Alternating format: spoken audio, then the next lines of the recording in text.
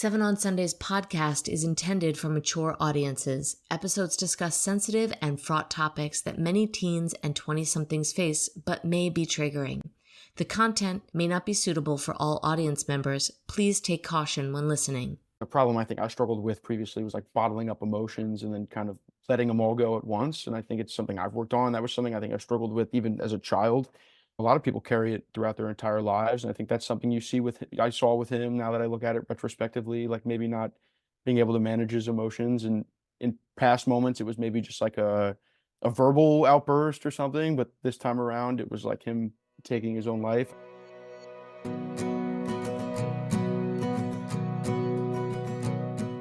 Hello and welcome to Seven on Sundays, the podcast about how young adults are navigating sex, relationships, and life today. We are your hosts, Dr. Chez Leeby and Stephanie Boye, and each week we will share our candid conversations with young adults and experts about today's tough topics.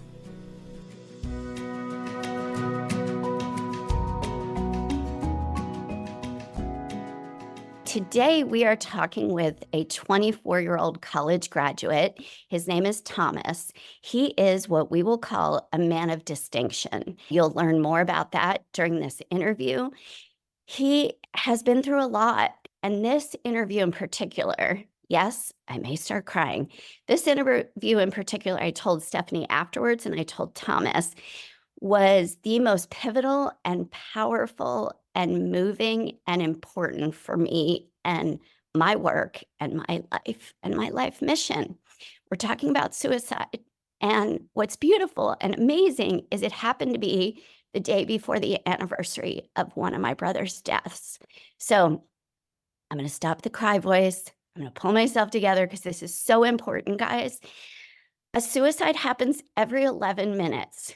And, it's really important that we realize that in 2023, we had the highest rates of suicide in 50 years.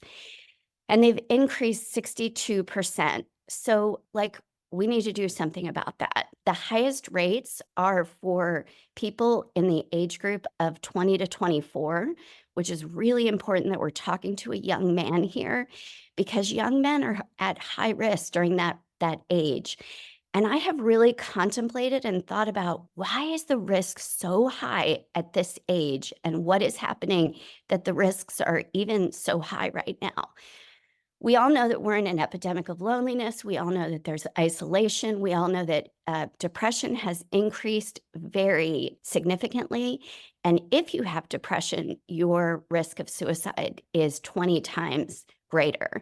So getting help for depression is crucial. And I want to say right at the beginning of this, please, if you are depressed, you know anyone that's depressed, please call either NAMI, the National Alliance on Mental Illness, call your local counseling center, your school counseling center, call the 988 free suicide and crisis hotline.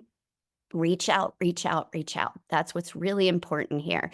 And our guest today shows us the importance of men coming together, men talking, men feeling supported and, having coping skills for all the hard things that are going on for them. He shares with us different terms that are so important that we understand about what young men are going through. What I've thought about with the dangers of suicide is these following things I think go into it. If you have a risk for a mood disorder or you have a mood disorder, depression, anxiety, anything like that, OCD, anything like that, please reach out for help. As Thomas shares with us, social media is really hurting people in terms of mood disorders. There's less connection, more comparison. In addition, nobody's talking about, but we need to do a podcast on this. Nobody's talking about the fact that medications are used so frequently now, psychotropic medications, and they're used in combination with other things. And in college, kids are taking, medications plus alcohol, plus sometimes drugs, plus not sleeping, plus stress, all these things that are just really, I think, adding to this problem. or they may not have the money or the wherewithal to fulfill their scripts. So they're letting things run out, which is incredibly dangerous. They also have more access at that age of 20 to 24, more access to ways to follow through with suicide. So again, if you hear anybody even jokingly say, maybe it's better if I'm not around, or maybe, life would be better without me, or I want to kill myself. Some people say it that directly. Please don't ignore it. Please reach out. So this one was a big one for me. This one was so powerful and important. I'm so grateful for Thomas. I'm so sorry that he lost, a college roommate and friend while he was in middle school. There were 5 suicides in his high school, which I've never heard of that many. And he had another fraternity brother. So this thing is big, guys, and I really hope that we can band together with solutions. He has an amazing solution. Listen to the end. He has solutions that have not been thought of in my mind. So please listen to the end and let's make these solutions happen. Okay, Steph, chime in. Sorry that was long. Yeah, no, that was great. I guess my biggest takeaway from two things were a big takeaway for me. It was when Thomas talked about a hustle culture. And I think that is a really important, like I had never heard that term. My husband had never heard that term. And when I said it to my son, he knew the term. He was like, yeah, it's just like, that you want to make something of your life. And like, I guess it's an Andrew Tate, who I can't stand. But anyway, I think it's an Andrew Tate term. And I think it's really toxic and dangerous, and it doesn't allow for the actual exploration of your true purpose. I mean, maybe a lot of people are in alignment with not a lot of people, but some people are in alignment with their purpose when they're young, but going through college and drinking and exploring, various different interests that you have in classes in college, you don't really know. And this idea of just making money and that being your sole value, it's equivalent to when women think their sole value is in how sexy they are and how their bodies look. And it's equally toxic. So I just want to acknowledge that that is something that parents should be aware of, because I know myself, I'm telling my kids because I worry. I want you to be successful. I want you to do all of these things. But we have to realize that culture is already telling them that. Culture is already impressing upon them that they have zero value unless they are high financial producers. And I just think that, we have to be cognizant of that as parents, because as Thomas explained, that gives kids a lot of anxiety from the get-go. So I want us to be aware that it comes from culture, and parents should be aware of that before they're pressing into that. And maybe just really saying like, hey, I love you no matter what. You're going to be happy no matter what. You're going to find your path. You're an amazing human being. And I trust that your gut is guiding you toward what it is that you are meant to do. And when you are happy, you will be the most productive. So that was a big takeaway. And then the only other thing I want to say is what I had said to Dr. Chez is this is a bit of a long interview, but I think it's important because men are often silenced because they can't articulate immediately what they feel. And I do this to my husband. I'll put my words in his because I'm so good at communicating. And women, as women, we're really good at communicating. And sometimes we put our words to help them finish their sentences. But here we just allowed Thomas to explore his emotions. And it did take a little longer to maybe get to what he wanted to say. And he did say, I feel like I'm rambling. But I and Dr. Chez both felt that this was very important, that he did allow himself to just dig and find the words and the emotions that he wanted to express in this interview. So I recommend having a little patience, and maybe it's something that you can implement with the men in your life to allow them space to talk and to really fully explore and articulate their feelings. So that said, let's jump into our interview with Thomas. And again, thank you, Thomas, for being vulnerable and taking time to explore this really important issue with us. Thomas, welcome to the show. Jump in and share whatever you want to start with about this big topic. Sure. Yeah. Thank you, Stephanie and Dr. Chez, for having me. It's definitely a conversation that I'm looking forward to having, even though it's over and about like a sad topic that's, really close to me. But I think it's a conversation that needs to be had. And I think the more people that have conversations like this, the better. I think my introduction to like mental health struggles, mainly, specifically in men, really happened, I think, for the first time in middle school. And it was, I think, very like small to me back then, not being super close to it. Just going to a high school where there was a suicide epidemic, you could say, across a few years, just a lot of students taking their own lives. I want to say a majority being men. And at that point, it was just kind of like a conversation, like not knowing these people personally, and maybe the lack of internet at the time doesn't put a huge emphasis on it, but you never really had a thought outside of like, oh, they must have been sad, or maybe life wasn't going well for them at that time. And outside of that, it's not really something you kind of focus on if it doesn't happen really close to you. And it wasn't until August of 2021, so my senior year of college, that kind of got punched in the face by mental health struggles. I think a lot. My fraternity brother and my roommate Jay took his own life, and it was, I want to say, the last day of August in 2021. It was just a Sunday morning. We had woken up and had just been hanging out, thinking like he had been sleeping off like the night before when we had gone out with the boys. And we never really thought anything of it. It was in the afternoon that like we had a few people over. It was me and my roommates, some friends, and we found him having taken his life from the night before. And very eye-opening moment. It was a very, surreal day. I remember having a conversation with a group therapist that day, like the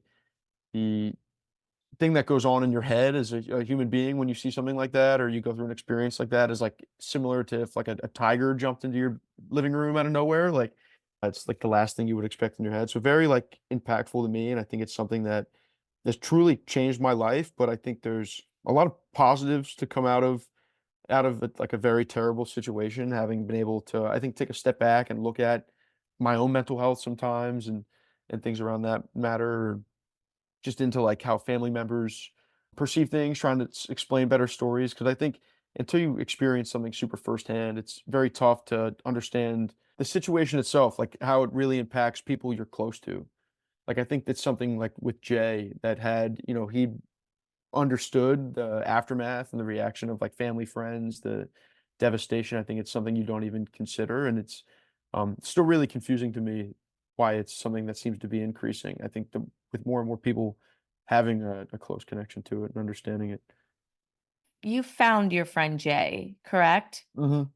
I mean, I'm just curious. You said like it forced you to look at your own mental health struggles, and I'm just wondering what was the response? You said that there was a suicide, I guess, counselor at your fraternity. What was the response of the fraternity brothers at that time? Sure. So it was that day. I mean, and it was like 8 hours that I kind of like felt like a lifetime. That I look back on it now, like it's very memorable as a day, and I think that's very interesting to me. Like, there's not many details I forget. But so it was a few hours after we had like police at the house and different people coming through and investigating and talking with us, and a representative from the school came.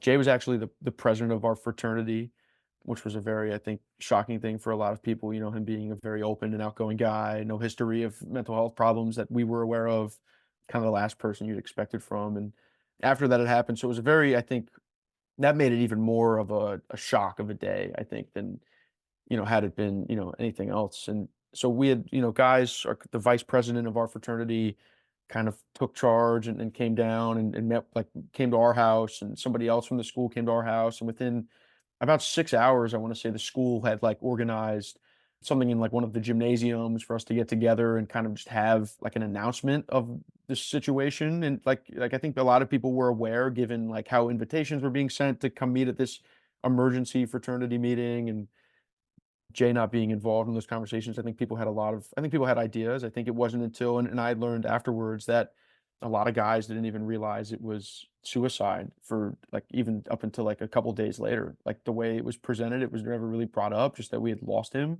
And I think like us being the ones to experience it firsthand, we didn't really explain it like that. Like we didn't tell a super in-depth story to everybody. I think we talked to our therapist. We had a couple group therapy sessions afterwards to kind of talk through the situation of everyone who was there, and I think kind of just, I don't know, have a good feeling of the story. Like just what she had explained to us at that time is like the easier it gets to explain the story, the easier you can think about it in your head and have a little more like logical thoughts than just thinking about it and getting emotional or kind of having panic attacks. So the response with the fraternity afterwards was very strong. I think even after that initial meeting, for the weeks after, it was just, there'd be something going on at somebody's house every afternoon, just guys getting together and checking in on each other and speaking to each other. The school was really good about setting up some meetings for us and group therapy counselors for anyone who wanted to at the time. So I think all things considered, it was a good time. It brought guys together really well. And within a week, or we were back in his hometown for his funeral, and out of at a little over 100 guys in the fraternity, I want to say 60 plus came, and I think that was really powerful to see. For me, a lot of guys who'd been alumni, even guys I had never met before, flying in to meet Jay. It was very clear that he was somebody who had a true impact on people, and I think even to this day, I still struggle sometimes with the thought of, like, a guy that's had so much going for him, like, that he still struggled with this internally and never talked about it. Oh my gosh. Okay, Thomas, thank you so much for Hmm. sharing everything. And I'm so very sorry for you and his family and the community that you're with, your Thank you. fraternity brothers and everyone. I'm so very sorry. I think you bring up so many important points. And one is, this is not the first time, it's more common than not that I've heard those same words, that this was not the guy that we knew there was any mental health issue, Mhm. particularly with men and boys. This was not, we didn't know, it was kind of masked, and it's often masked in different ways, whether like this was the comedian guy or this was the I'm not going to open up guy, or he seemed to have everything going for him. I hear Yeah. that all the time, that like, wow, this person had everything going for them. So what that tells us, particularly with men, and this is why it is so important for us to talk to you, mental health struggles go under the radar big time. We do not hear of them in the same way until somebody either gets in trouble, or it's really out of hand, or it's Mhm. really obvious, or somebody steps in. But for the large part, is particularly with depression, it just kind of is there. It's an undercurrent, and maybe drinking and partying and other things kind of disguise it, but it's not addressed. So I love that we're talking about this for this reason. The Mhm. other thing that you mentioned that is really important and interesting is, what you said was interesting, is it felt like a tiger coming in the living room. And that is a trauma response. Like, you're Mhm. describing exactly what trauma people would say is, yes, fight, flight, freeze, fawn. Like, that's when a tiger comes in, that's what Mhm. our body's going to do. So the fact that you remember all those details of the trauma, your brain was on this hyper alert, like, what's going on? And then it does shut down. Mhm. But you knew those details and you can remember them exactly.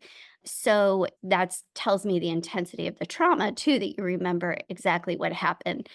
I love that your school did group therapy. I'm a huge fan of groups, and that is the way that we take away the stigma. That is the Mhm. number one destigmatizer, is to talk with people in groups. Because once we open up in a group, just like this platform that Stephanie initiated, once we talk in an open platform in a group, we are destigmatizing all the things that are in private. So that's many different issues, but thank you. And thank you for sharing about your high school too. When you said that there were 4 or 5, I'm not remembering exactly, but 4 or 5 across 4 years, that is what you said. That is an epidemic. Mhm. And again, we need solutions, and we'll get to that. But your experiences, the surreal experiences, are important. And I think where Stephanie was maybe wondering, because I'm wondering this, when my brother committed suicide, I remember the first thing I did when I got that phone call was I screamed, because I couldn't help it. I just Mhm. screamed. I was in college, I was in a dorm room, and I screamed. And finding the person is another level of that trauma. Sure. So I'm wondering, in terms of emotional expression, did you feel for yourself, you can't maybe talk about others, but did you feel like you could emote? Could you cry? Could you do whatever you needed to do emotionally? Or Yeah. as a man, do you notice that that's kind of shut down sometimes? In the moment it happening, yes, because I think it was pretty quick for us to realize that he had passed earlier, and I think that was something that it was just kind of like a real exact response without even, like, thinking about crying. I don't know, like, you don't really cry in front of your male friends a lot. I think that's something interesting. And then I think I think everybody was crying. It was kind of just like a very shocking moment. And then I don't know, outside of that, I do find, I talked about this with a friend recently. I think since that moment, my emotional response has changed. I think like I lost my grandfather a little over a year ago, and I think where that would have been a very sad and emotional time, maybe previously in my life, having gone through this experience, it wasn't nearly as much.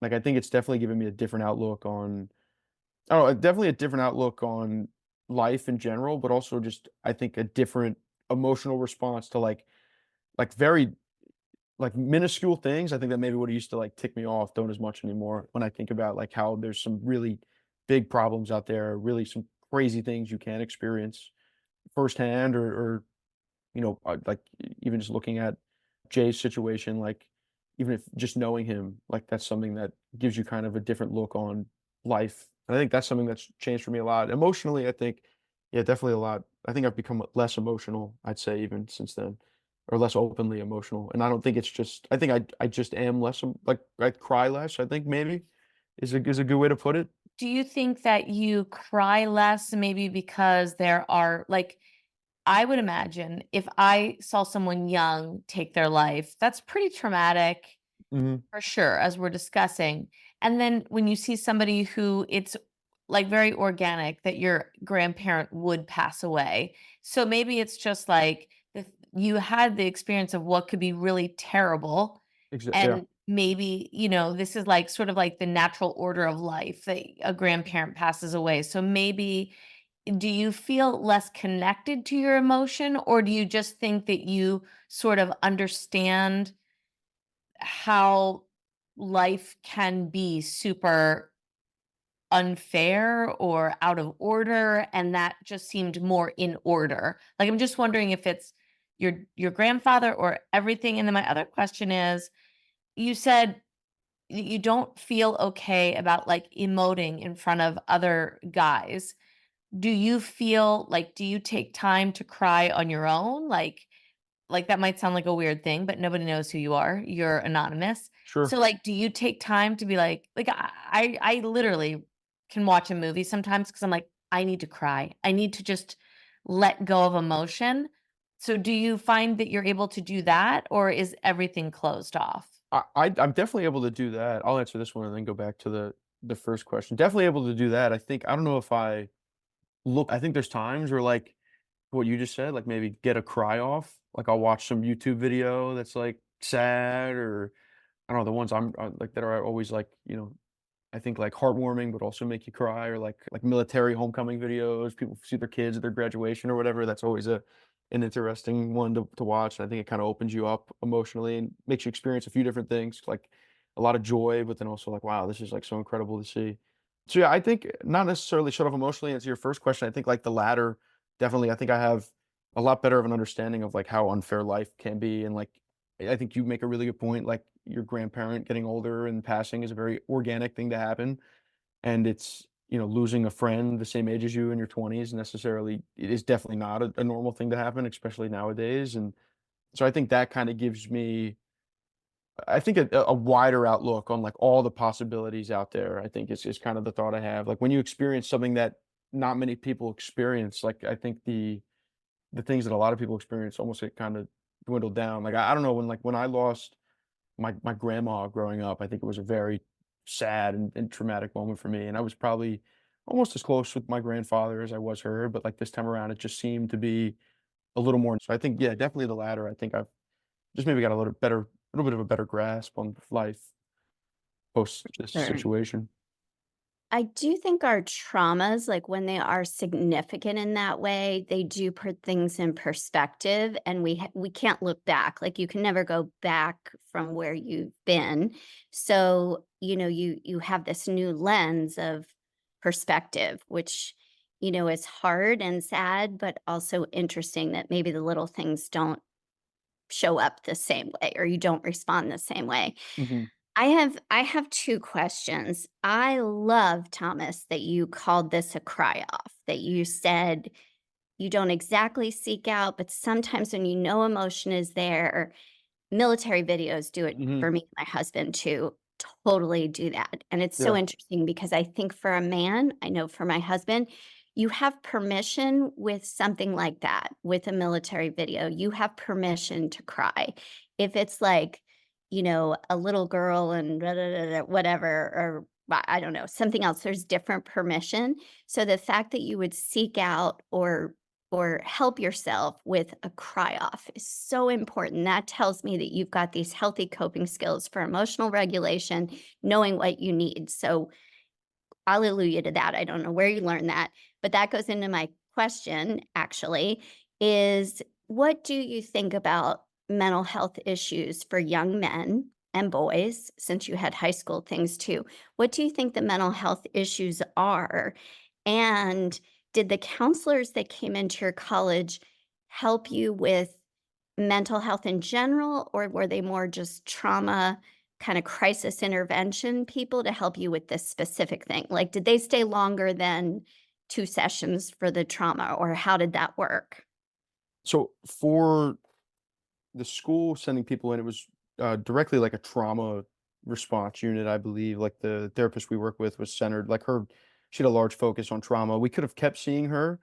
Um, I only really did the group sessions with her, and I think it's something maybe I should have continued longer. I think I would have been able to, I think, grieve a little better having maybe extended that conversation.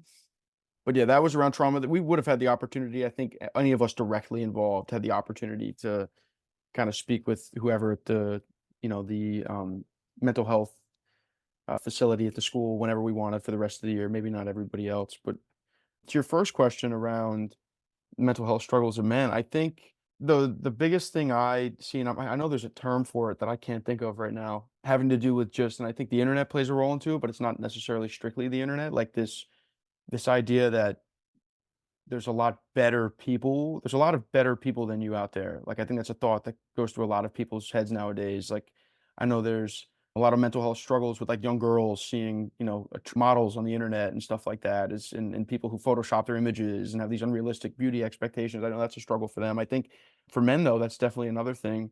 And I think young men specifically, like there's a large emphasis on like hustle culture today, and you see a lot of these guys talking about you got to be making all this money by your mid 20s. And I think our parents generation, especially for a lot of people my age, have a large emphasis on making money and doing big things work wise. And I think that's something that stresses a lot of young men out, and I not even just necessarily work and hustle culture, but there's this idea that if you're going to be like a wanted man or a successful man, you got to have a lot of money and you got to be good looking and super muscular and fit. And I think that's still like it's an old school stereotype, but I still think it's embedded in a lot of men's brains as like something that I think a lot strive for, but then also kind of maybe hyper focus on.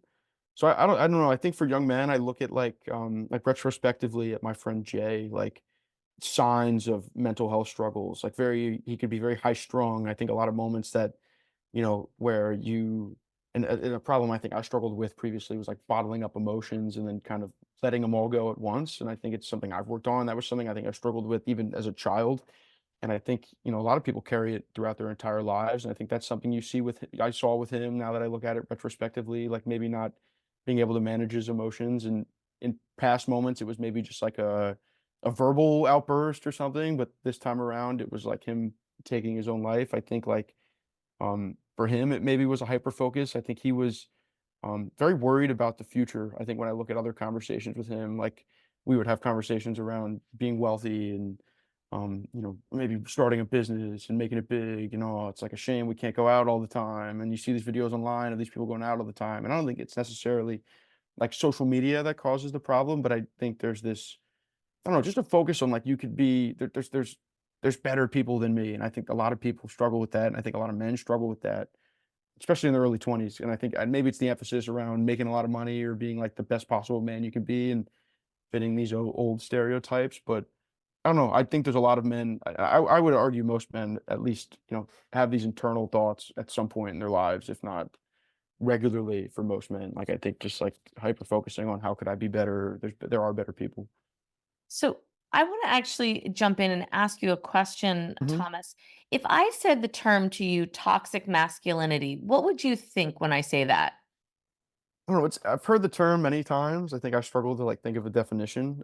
I don't know, I look at toxic masculinity, there's a lot of, like, I feel like older stereotypes around men, like, they need to be, the financial provider for, like, a family, I think there's like, I look at toxic I'm trying to think how to answer this because, Well, you know, I you're yeah, going down the right path. And that's what I wanted to say because yeah, people, when I say that, I don't want to offend people because some people look at it and go like, oh, that's like down with the white man. Like, and it like sure, has this like idea that it's something about men are bad. yeah, That's actually not what toxic masculinity is.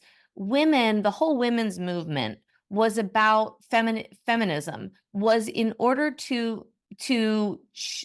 that women didn't have to be demure. Women didn't have to stay at home. Women were able to get outside the female box, if you mhm, will. No pun intended. But like get outside and be something outside of the expected norms, whether they were sexual norms, whether they were objectifying women or whatever. Like the whole idea was we were moving away from being objectified and being sexualized and that there was more to us, right? That mhm, is the same thing as toxic masculinity, that there are these expectations around men that you can't cry, that you mhm, have to be a provider. I like that it has a term, hustle culture. I have not heard that before. And I think that's pretty amazing because I think a lot of young men do struggle with that. And I'm so glad you brought that up because I h you know, I can I can wax poetic about the fact that now men have 8 packs instead of 6 packs, and there's sure, all of this pressure around them to be a certain size and, like, their bodies to look a certain way. We're not talking a lot about the expectation on making money and that you have to be successful, and that there is a proliferation of these inspirational Instagrams out there. I send mhm, them to my son all the time, and hearing you say this makes me go, do I ever take the time to go like, there's so much more to you than what you are going to be able to provide. And mhm, I think this is really important. Providing or being successful is not about a dollar amount. Being successful is being a person who's happy in every way. Like abundance is not just abundance of dollars. mhm, Abundance is an abundance of joy in your life. It's abundance of love and support from the people who you surround yourself in life with. mhm, Abundance is like the ability to be passionate about something. Who wants a job when you literally are passionate about, you know, carving and woodworking if you're like in something just to make money, like you will be successful. Our hearts, our guts put us in a direction. And I think we need to honor that. I think you need to like, who is Thomas? What brings Thomas joy? Because if you follow your joy, you will mhm, have success. And it all depends on how you define that. There's plenty of people who travel across Europe and do a millions of things in their lives that are like fun and exciting, and they're not spending millions. And then there's people who go on fancy yachts when they go to Europe. So like mhm, nothing is out of touch. It's a matter of like setting a course in life that honors the person that you are, the purpose that you have, and the joy and your instinct, because you alone are capable of doing what you were put on this planet to do. And I think instead we're chasing dollars instead of chasing our instinct and mhm, chasing our purpose. So I just want to say that hustle culture is part of toxic masculinity, sure, as is these ideas that you can't cry, that you can't seek mental health therapy and do all of that kind of stuff, that you can't be in a relationship and catch feelings. All of these things are ridiculous and they dishonor the true person that you are. mhm.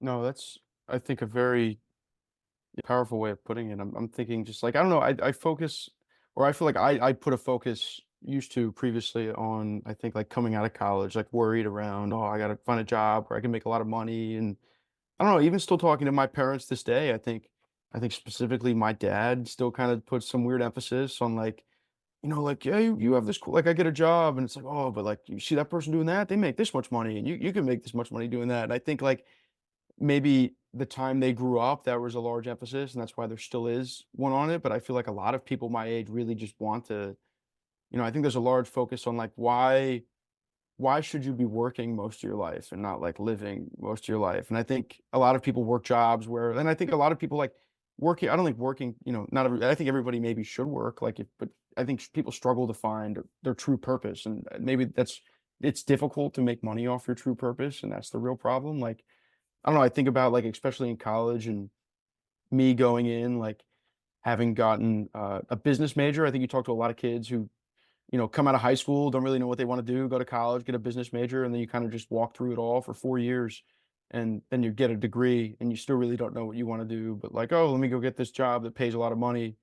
And then I don't know. I feel like I talk to a lot of friends who just seem to not be happy with their jobs nowadays. And like I'm happy where I work currently, which I think is good. I think I definitely have my days, and I think there's days where I'm like, do I really need to be doing this? But it's I think a powerful job, but I don't know. I think it's very weird with men not being able to kind of separate the hustle of like making money from being just a good person in general, like and being like a better person.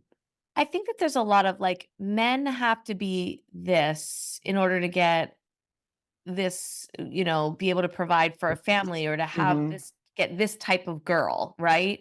And for girls, it's like you have to be this kind of person in order to get this kind of thing. And it's like, I just feel like in some ways it's like groupthink. And it's like, when do we break out of groupthink to Hmm. go to just honor ourselves? And I just want to say, in defense of parents and not in defense of parents, I'm guilty. Life is expensive. It is expensive, Sure.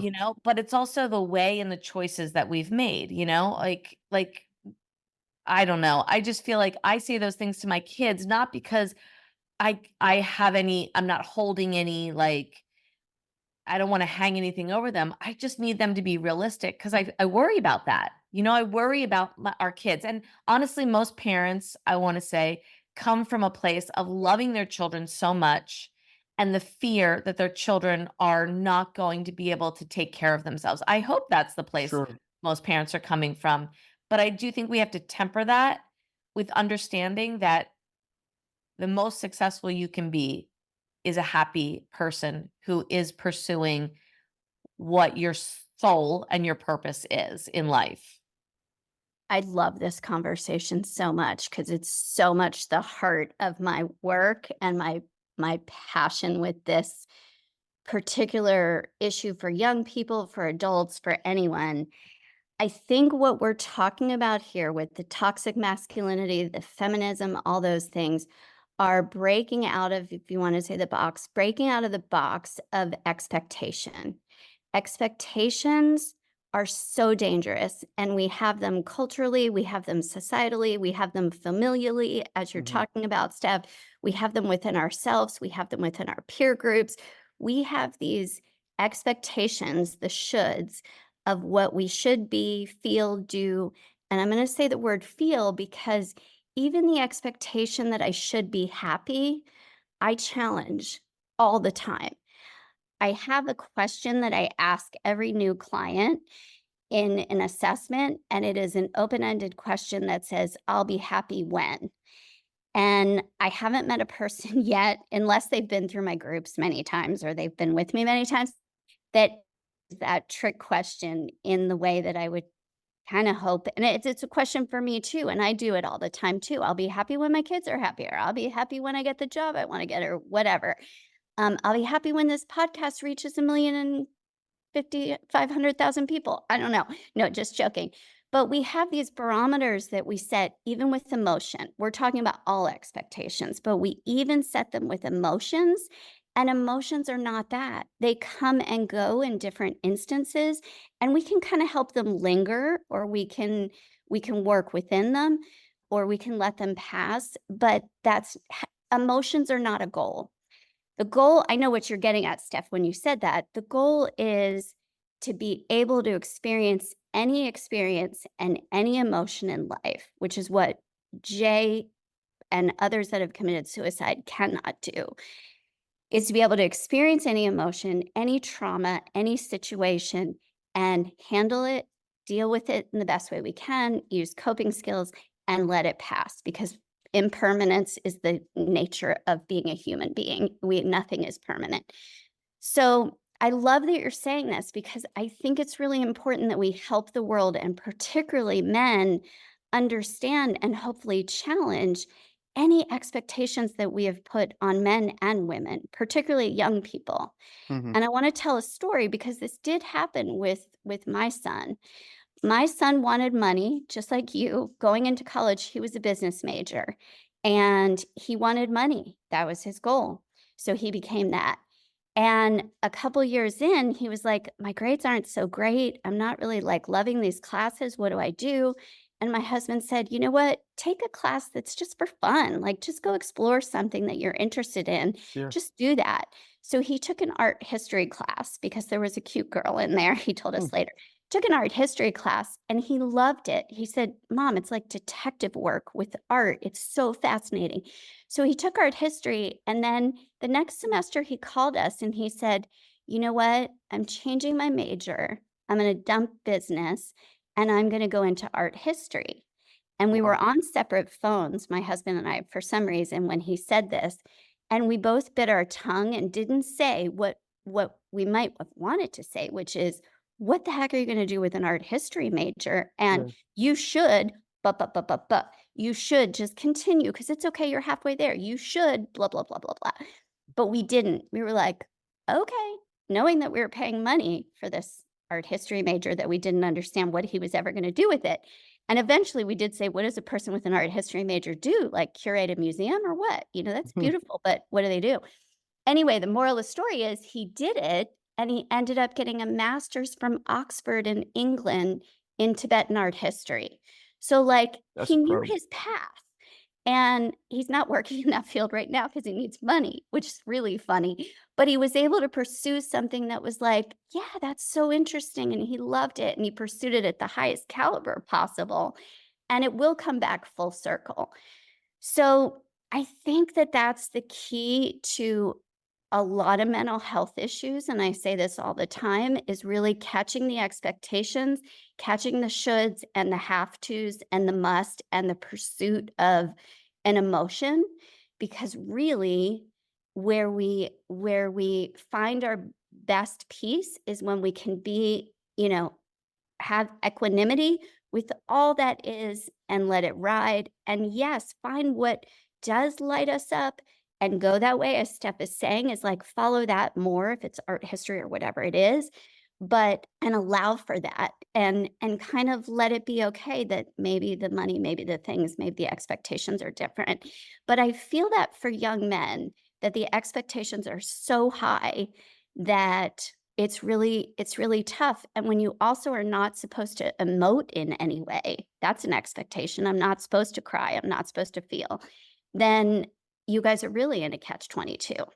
You make a really good point there about like men having like almost too high of expectations. Like I remember on our previous conversation we talked about like the loneliness epidemic that you see in men. And I think like something that I was thinking about just like a few seconds ago was like I feel like there's almost like a paralysis in men to like do certain things because they're like, oh, I could be doing better if like maybe like the just the loneliness epidemic. Like a lot of guys, like there seems to be this increasing number of men not dating nowadays, I think, than in previous years. And you look at like, there's almost like a paralysis to go on a date with, some girl, like everybody dates online nowadays. And you're always constantly comparing new people. And like, there's almost a paralysis, I think, for a lot of guys to just even just like take that step to go on a date because they're thinking like, oh, what if, a better looking girl comes across or or even just in terms of like doing stuff in college, like I can't settle down and talk to this girl and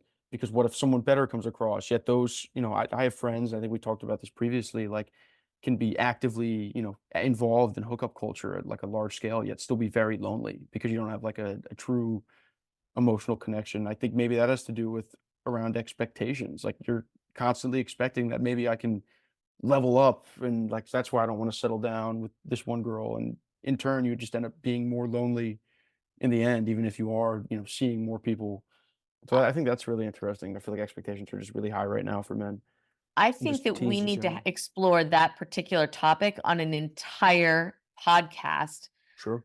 because I think I actually find it very interesting the way you said it. What if someone prettier comes along? What if somebody what like it to me what's very sad and I've heard over and over and over again. It's like you looking for someone prettier is the same as a girl looking for a guy who's wealthier. I mean, Sure. they're kind of the same thing. Yeah, exactly. So like the only way that things change is when we change. Like you can't expect a girl to not expect you to be a provider and have all of this money if you're going to keep trying to expect that she's going to be hotter than the last girl, you know what I mean? Yeah.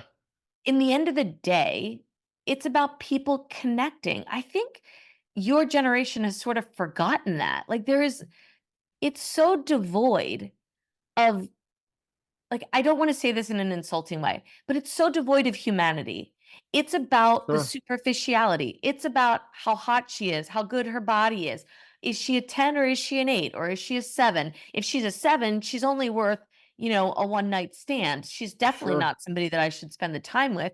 And then by that same measure of judgment, a female should be able to go like, "Nah, he's not tall enough. He doesn't make enough money. He's not cool enough. He Yeah. doesn't have a hot enough body for me." Like, when are we going to stop? Because yes, there was that, I'm sure, in our generation, but social media has literally made that something like everybody can comment on everybody else's girlfriend. Everybody else can look at someone else and judge them a million different ways, like looking at their pictures, Mhm. but you're all lonelier. Like we didn't do that because I didn't get to see the ass of every girl, and nor did any guy I ever dated get to see the ass of every single girl. And there wasn't they might have there might have been this idea of this person, but we weren't putting on these facades. And literally, it's like Amsterdam. In the window, you're selling just what's on the surface. Mhm. That's it.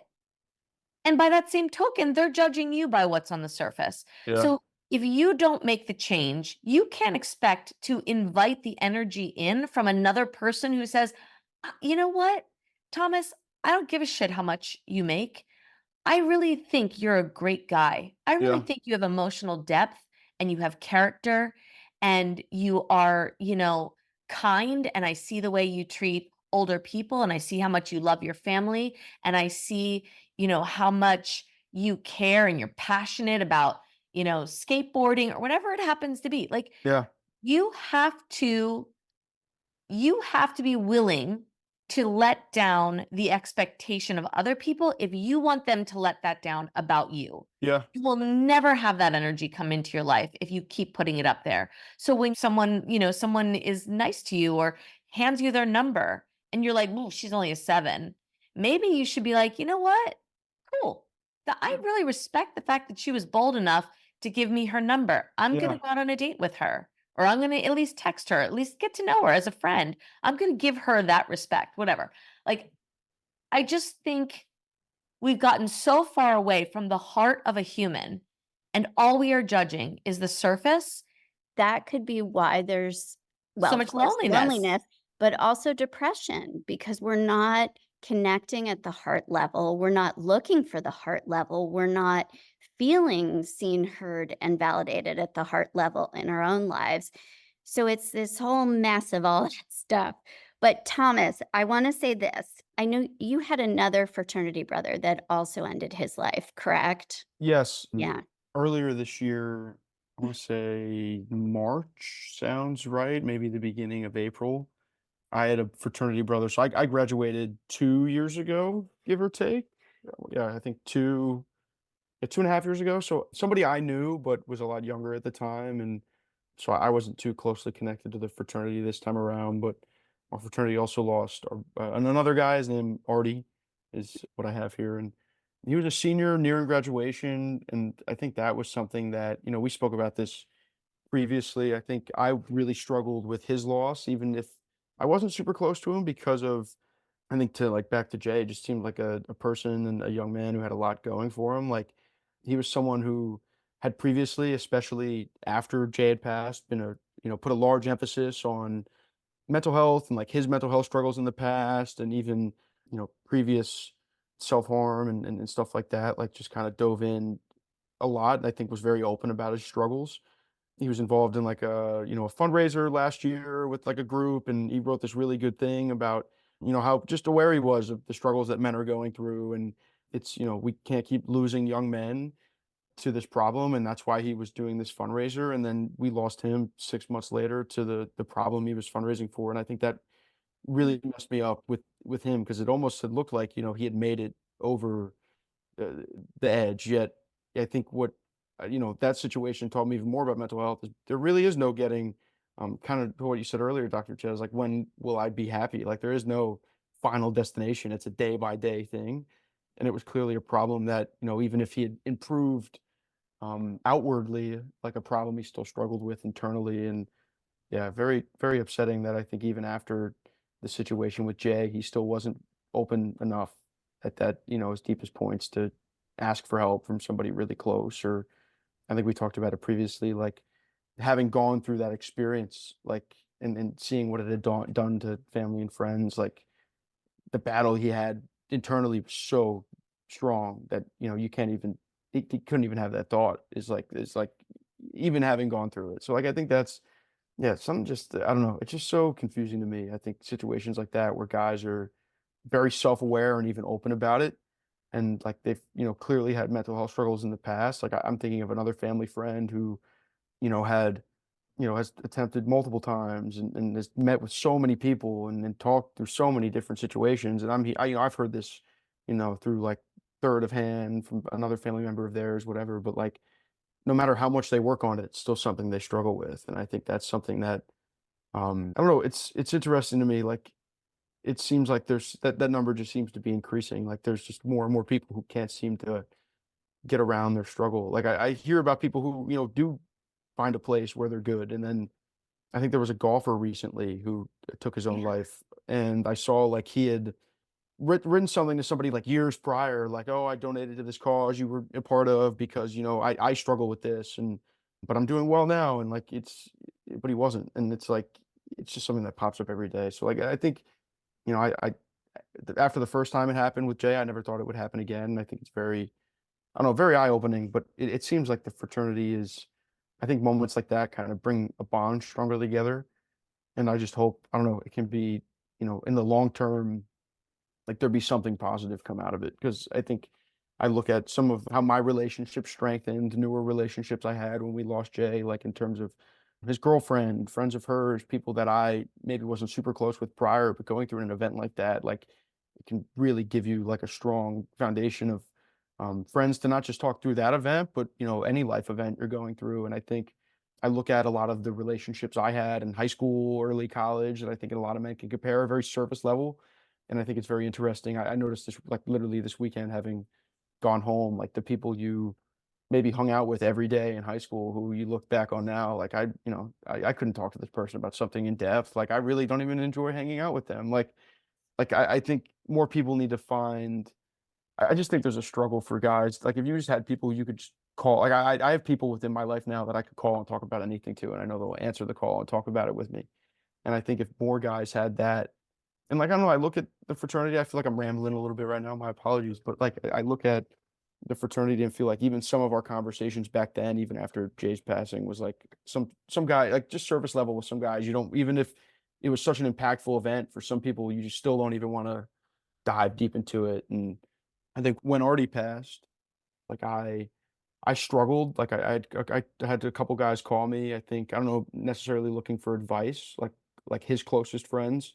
Having Mm. one of my closer friends been Jay, like I think looking for advice on coping. And I don't know, the really only solution I had was like just be with your guys and like be with your friends that you're closest with and just talk to them about anything that comes across your brain. Like don't let it dwell inside of you, because I think a lot of people struggle with, you have a thought, and if you don't talk to somebody about it, you kind of just like beat it to death in your head and just constantly think about it. And Maybe that's what leads, Love this. yeah, to some deeper struggles. But I think I don't know. I feel like there's, slowly positives coming out of like as much terrible situations. Like I think, I don't know, I see more and more Instagram accounts posting about mental health things, and I think there's more and more people sharing stuff. And I just think like you make a really good point.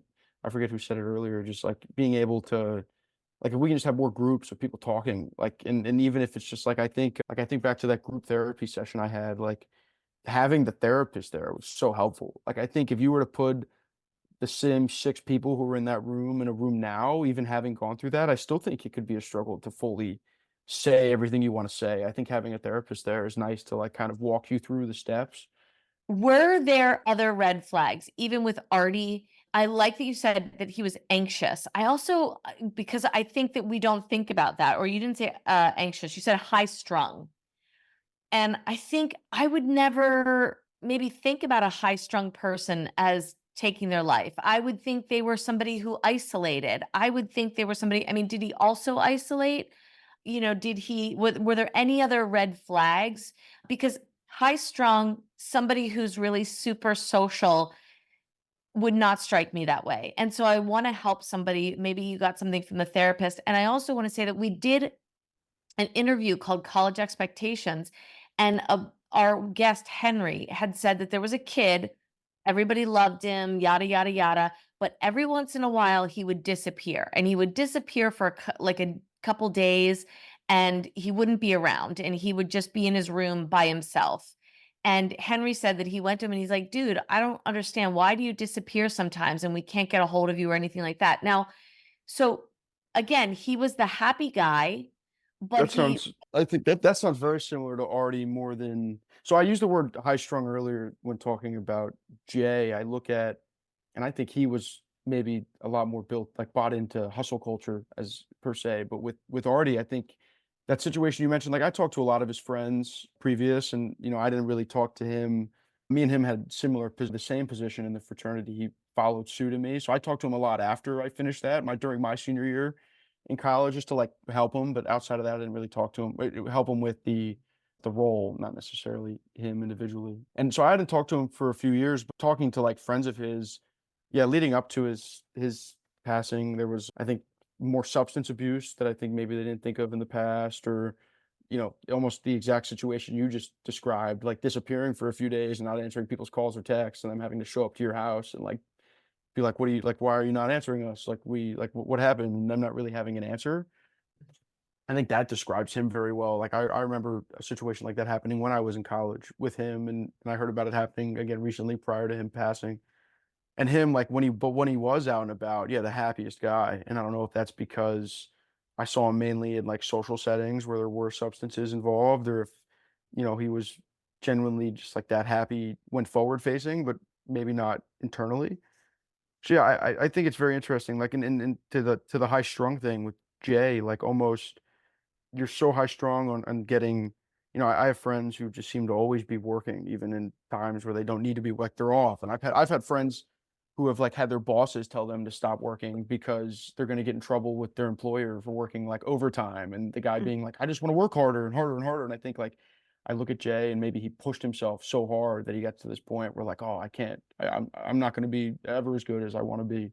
And I think that's maybe a thought that happens with high strung people. But I think you make a good point, Stephanie, about just like a lot of high strung people maybe like not like, I'm thinking the friend I'm thinking of right now is very high strung with work, and somebody who I've had, I don't know, after losing Jay, concerns about. So I reach out to him and talk and just see how he's doing. And he's well right now. But I think like, I call him, and he just like, I remember he said to me one time, like, "Oh, you haven't called me in forever." And I was like, like the phone works two ways. And I think like he just maybe feels weird reaching out because the things he thinks about or talks about, he just hyper focuses on internally, as like a high strung person. So like, yeah, it's I think it's very interesting to me how very different types of personalities of people still kind of struggle with similar mental health problems, but maybe or to show them differently forward facing, but then also maybe deal with them differently internally. But it just leads to similar outcomes. Like I think that's very eye opening as we talk about it. Thomas, you bring up so many points. I think we could talk to you for hours. But Sure. what I want to say as a professional, that in men, depression often shows up as irritability. Sure. That, if you were calling high strung that, irritability and isolation, those are two big things, and increased substance use or other, kind of behaviors that are escapist Hmm. behaviors. But irritability is often an issue. And when you were talking about Jay kind of having these emotions but not expressing them and then they would explode, that's another way that like he was becoming emotionally dysregulated and didn't have the tools maybe or the space to talk about it. Sure. When you talk about men's groups, my excitement inside gets so happy because I want there to be men's groups everywhere. And Yeah. you can get to your solution in a minute before we end. But the fact that these young fraternity boys called you because they knew that you went through something similar and called you for advice, that is just so phenomenal because that tells me that men want to reach out, like you said, and men want to connect and they want to connect on an emotional level and they want to go deeper. And if we create the space and the place to do that, I think we'll make a dent in this Yeah. problem. Maybe it will start to decrease. The other thing is thank you, Thomas, for being an amazing human to reach out to your coworker. And what Stephanie's talking about knowing the red flags, we all need to know these red flags and be a little more aware of like, those are the people that are not going to reach out. Even though you want the two-way, they're not even like getting dressed and getting showered is enough for people Sure. that are depressed. So they're not going to also pick up the phone. So the onus is on us to recognize these things and to reach out and be like, "Hey, how you doing?" So Hmm. I actually have total head to toe chills on that. So I guess I'm right on that one from somewhere. But anyway, so please reach out to your people, know the signs that we'll make a list, Steph, in the notes. And we've touched on some of them, but I think it's different sometimes for men and for women. So we're touching on this aspect too. And you're really highlighting for us the fact that it does take, swallow our pride. Yes, he can call you, but just be like, I'm going to keep reaching out. I'm going to keep reaching out Hmm. because Hmm. you know from experience why that matters, Yeah. Okay, so any other solutions, but then I wanna hear your big, strong, really amazing solution that I couldn't get over, Sure. that I was Yeah. so excited about. I think, yeah, talking in groups is big. I think that was, and even in terms of this like big solution that I talked to you guys about previously, I think not even, I didn't even think about it in a group setting, but I think that could be very powerful. So like an idea that we've had, and it's something that I think is just actively ongoing and a little slower than I would hope, but I know it's because everybody involved is working. So like there was some like a charitable organization or a foundation of some kind being set up after Jay's passing that his mom wanted to kind of establish is just, and I think in the moment she didn't really know why, but she knew she wanted something to carry on his legacy in some capacity, whether that be a scholarship. They do sponsor one through that foundation currently with the fraternity. Like there is a certain amount of money. I think it goes towards paying dues or paying tuition. You write like a story involving, or you write. I want to say it's like a prompt around one of our like fraternity terms. I won't go into specifics there, but just like what does it mean to you? And it has something to do, I think, with just being.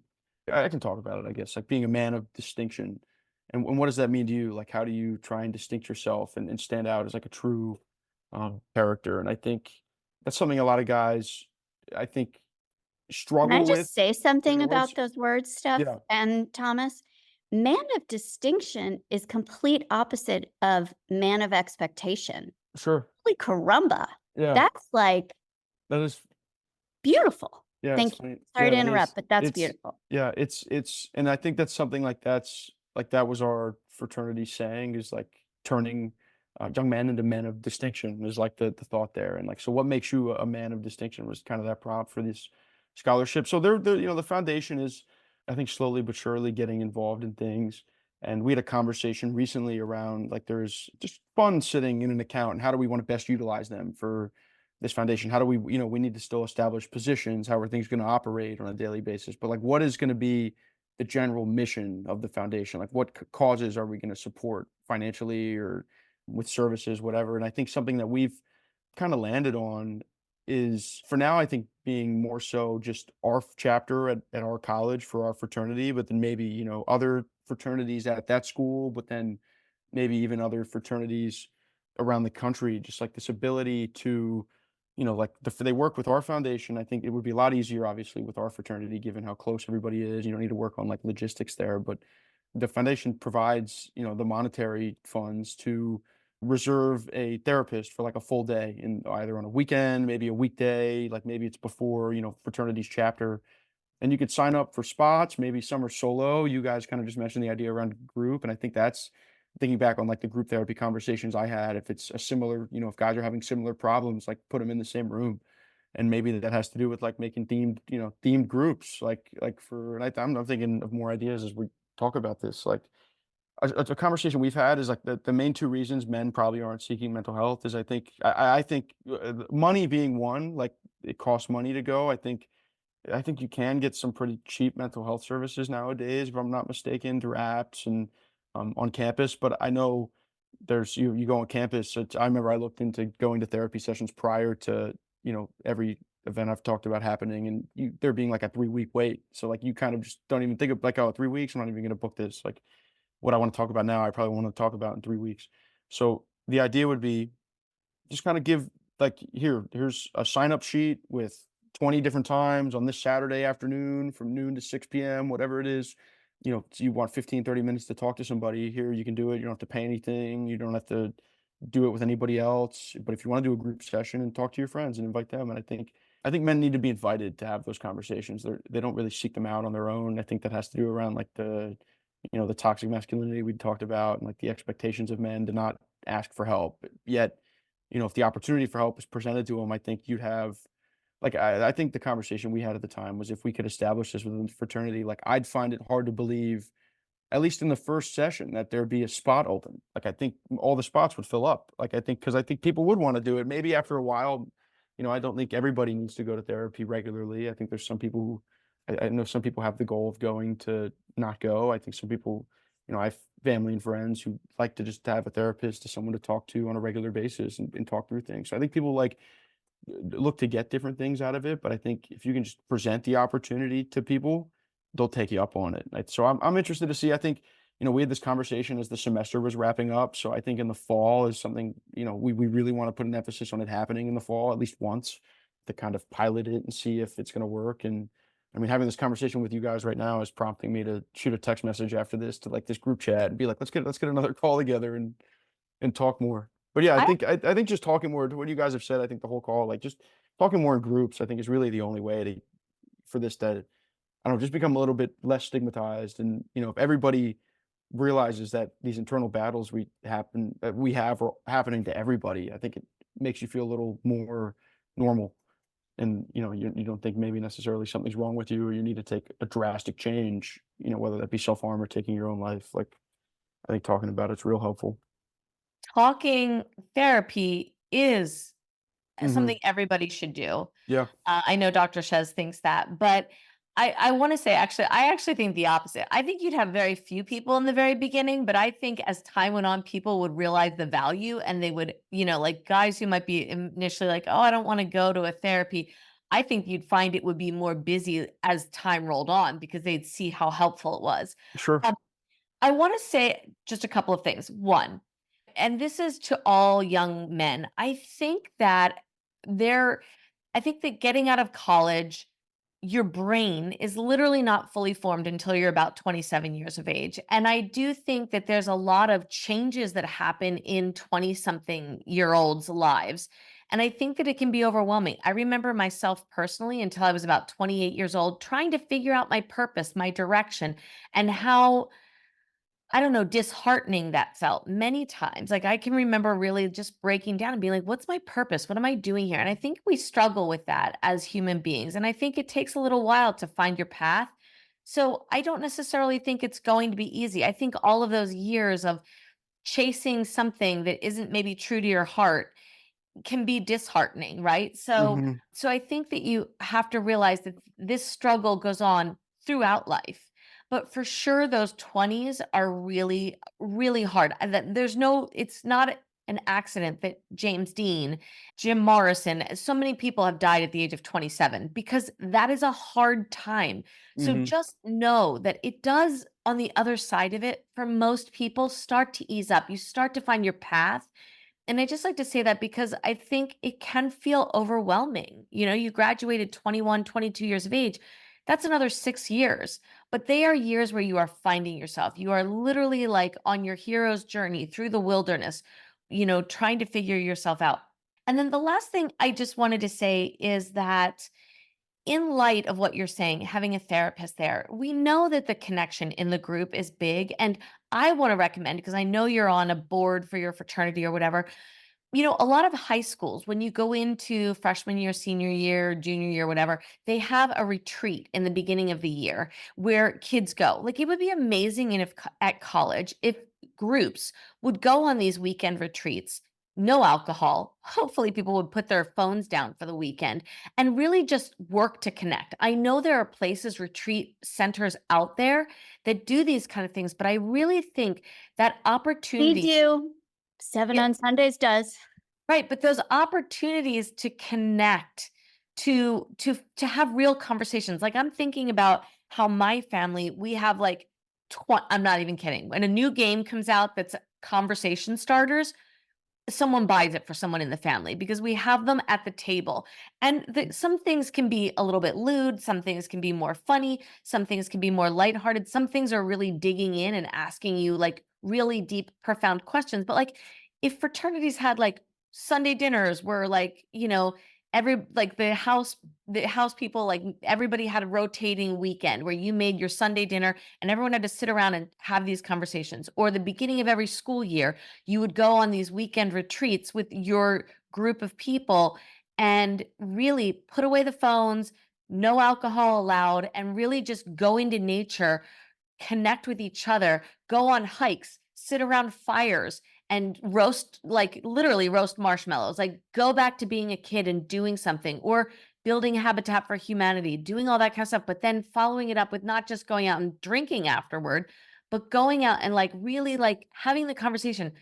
That's like I'm just thinking, you build a house for somebody. Wow, it's really amazing. We have the opportunity to be in college, and these people can't even afford to stop the rain from coming into their house, Hmm. and we're helping to rebuild that.